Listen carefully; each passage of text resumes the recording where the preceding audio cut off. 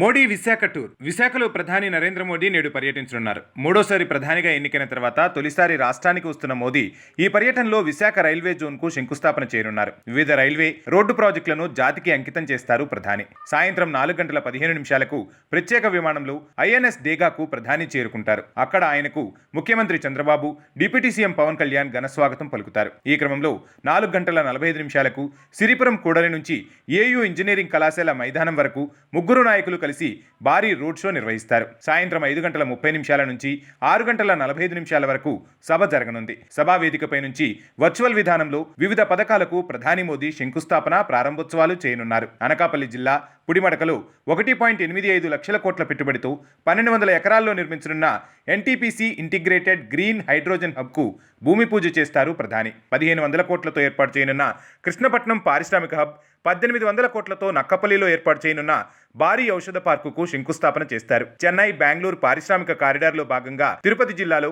కృష్ణపట్నం పారిశ్రామిక ప్రాంతానికి కూడా మోదీ శంకుస్థాపన చేయనున్నారు.